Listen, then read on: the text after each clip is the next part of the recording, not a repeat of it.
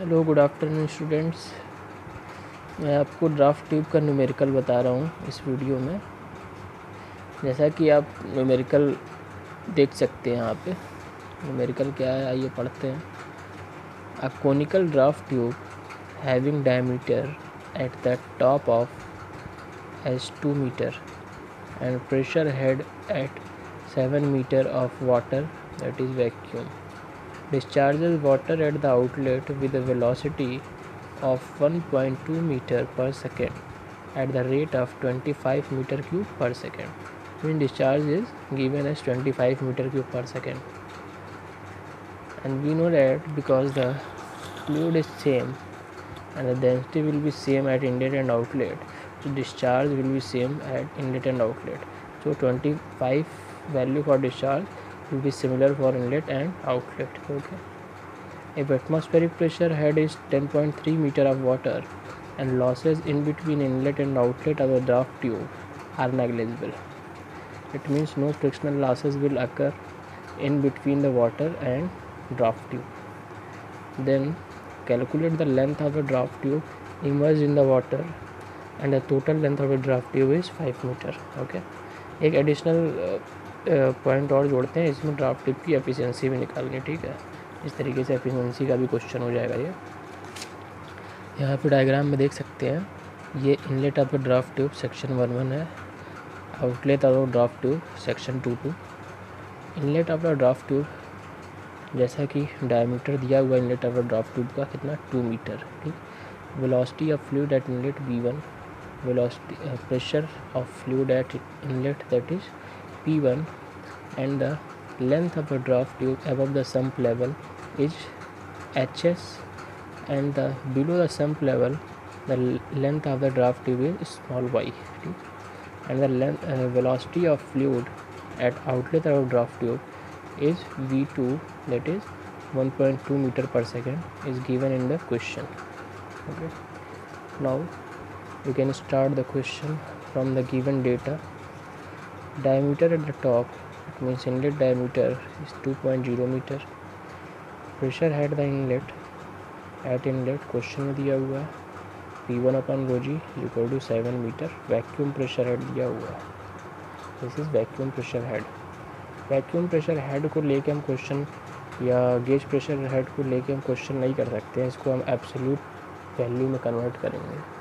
तो क्या है कि 10.3 मीटर में जब ये वैल्यू सब्ट्रैक्ट कर देंगे तो हमको 3.3 मीटर एब्सोल्यूट में मिल जाएगा P1/ρg, या pressure head at inlet of the draft tube. ठीक। Now velocity at the outlet V2 1.2 metre per second, question में दिया हुआ है। Discharge Q 25 metre cube per second, inlet outlet दोनों पर यही वैल्यू होगी। Loss of energy HF, head loss due to friction, negligible दिया। ठीक। Now because we have to calculate the length of the draft tube below the sump level, so let us be assume that y meter is the length of the draft tube below the sump level. Hence the total length L is equal to HS plus y is equal to 5.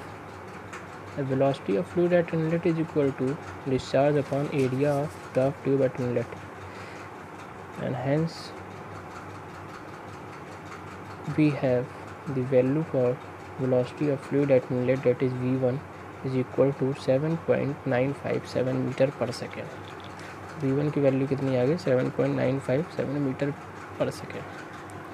अब already जब section 1 और section 2 पे जब हम क्या लगाते हैं, Bernoulli theorem लगाते हैं, तो ये रिलेशन हमको मिलता है। रिलेशन क्या है, P1/ρg is equal to PA/ρg minus HS minus V1/2g minus V2/2g minus HF। ये इक्वेशन 1 हो गया। अब इस इक्वेशन में जो वैल्यूज़ दी हुई हैं उसको रखते हैं इसमें। P1/ρg की वैल्यू 3.30 मीटर है, PA/ρg की value 10.3 metre. Pressure, atmospheric pressure head की वैल्यू हम जानते हैं, HS की वैल्यू नहीं पता है, निकालना है। ठीक है। और V1 वेलोसिटी की वैल्यू 7.957 मीटर पर सेकेंड था, तो kinetic head of fluid eight inlet कितना हो जाएगा 7.957 होल स्क्वायर अपॉन 2g। तो g की वैल्यू 9.81। इस तरीके से ये काइनेटिक हेड एट इनलेट। इसी तरीके से काइनेटिक हेड एट आउटलेट हो जाएगा और head due to frictional losses 0 हो जाएगा। ठीक, तो length of the draft tube HS above the sump level क्या हो जाएगा 3.8464 मीटर।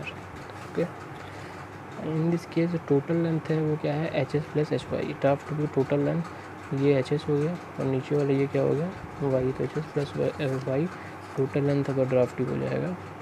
और चूँकि total length of the draft tube question में दिया हुआ 5 और HS की value length of the draft tube above the sump level 3.8464 metre दिया हुआ है, तो length of the draft tube below the sump level कितना आ जाएगा 1.1536 मीटर। ठीक, अब अगर हम बात करते हैं कि इस केस में एफिशिएंसी ड्राफ्ट ट्यूब की कितनी होगी, तो एक्चुअली में ड्राफ्ट ट्यूब की एफिशिएंसी होती क्या है, कुछ काइनेटिक हेड यहाँ पे होगा, कुछ काइनेटिक हेड यहाँ पे होगा।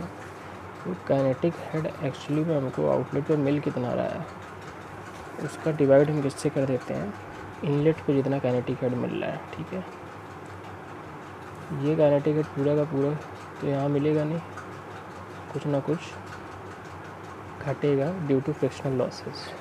तो इस क्वेश्चन में चूँकि head due to frictional losses क्या है 0 है, तो ड्राफ्ट ट्यूब की एफिशिएंसी का सीधे हम ये फार्मूला लिख सकते हैं V1 square minus V2 square upon V1 square. V1 की वैल्यू 7.957 स्क्वायर कर दीजिए इसको 1.2 का होल स्क्वायर, और ये जब वैल्यू कैलकुलेट करेंगे तो ड्राफ्ट ट्यूब की एफिशिएंसी जो आपको फाइनली मिलेगी वो 98.21% मिलेगी। ठीक, इस क्वेश्चन से हमको एक चीज़ पता चला कि अगर ड्राफ्ट ट्यूब और वाटर के बीच में फ्रिक्शनल लॉसेस की वैल्यू बहुत कम है, तो ड्राफ्ट ट्यूब की एफिशिएंसी हमको क्या मिलेगी, एक मैक्सिमम वैल्यू के साथ मिलेगी। अगर ड्राफ्ट ट्यूब की एफिशिएंसी में HF की वैल्यू ज़्यादा आ रही है, फ्रिक्शनल लॉसेस की वैल्यू ज़्यादा है, तो उस केस में क्या होगा ड्राफ्ट ट्यूब की एफिशिएंसी हमको कम मिलेगी। ठीक है, और जैसा कि ऑलरेडी प्रीवियस वीडियो में बता भी चुके हैं कि in the case of turbine और पंप ड्राफ्ट ट्यूब का बेसिकली हम यूज इसीलिए करते हैं जिससे कि कैविटेशन के चांसेस ना हो। अब चूँकि यहाँ पे प्रेशर हेड कम होता है और यही पोर्शन हमारा इनलेट ऑफ द टरबाइन पे क्या होता है जुड़ा होता है, इनलेट ऑफ टरबाइन पे यही पोर्शन कनेक्ट होता है और यहाँ पे प्रेशर सबसे कम होता है। ठीक, तो हमको रनर के आउटलेट पे हमको जो माइनस में प्रेशर मिल जाता है। सपोज जेट कितना मिल जा रहा है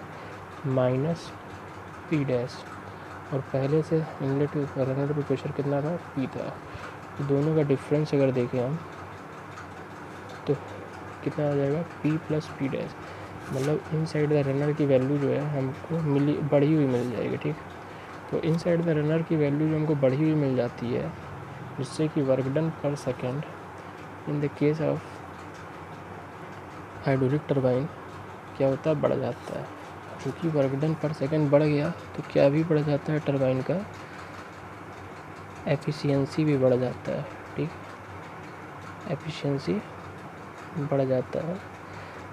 चूँकि एफिशिएंसी उसके क्यों बढ़ता है, केवल एफिशिएंसी इसीलिए बढ़ता है कि जो अननेसेसरी काइनेटिक एनर्जी वेस्ट हो जा रही थी हमारी, वो काइनेटिक एनर्जी को ड्राफ्ट ट्यूब प्रेशर एनर्जी में कन्वर्ट कर देता है और हमको इनलेट पे कम प्रेशर देता है, जिससे कि रनर में टोटल प्रेशर क्या होता है बढ़ जाता है, और आउटलेट पे ज़्यादा प्रेशर देता है, जिसके कारण क्या होता है यहाँ पे वाटर ईजिली क्या हो जाता है ड्रेन हो जाता है। ठीक है, इनलेट पे प्रेशर हेड कम, आउटलेट पे प्रेशर हेड ज़्यादा, ये ड्राफ्ट ट्यूब की एफिशिएंसी बढ़ा देता है और कैविटेशन को क्या करता है ख़त्म करता है। और चूँकि हमको पता है ये कैविटेशन जो है टरबाइन या पंप में बहुत बड़ा ड्रॉबैक होता है। कैविटेशन बढ़ने से क्या भी होता है, कैविटेशन बढ़ने से टरबाइन या पंप की क्या होती है लाइफ कम हो जाती है। इसीलिए बेसिकली ड्राफ्ट ट्यूब यूज़ करते हैं। और ड्राफ्ट ट्यूब कितने टाइप के होते हैं हम ऑलरेडी बता चुके हैं। ड्राफ्ट ट्यूब 4 टाइप के होते हैं, जिसमें से 2 टाइप के ड्राफ्ट ट्यूब जो हैं वो क्या होता है भाई, कम स्पेस लेते हैं, और ये जो अभी कॉनिकल वाला बना है क्या, ये ज़्यादा एफिशिएंट होता है, तो मोस्ट प्रोबेबली यही ड्राफ्ट यूज़ करते हैं। Okay, thank you.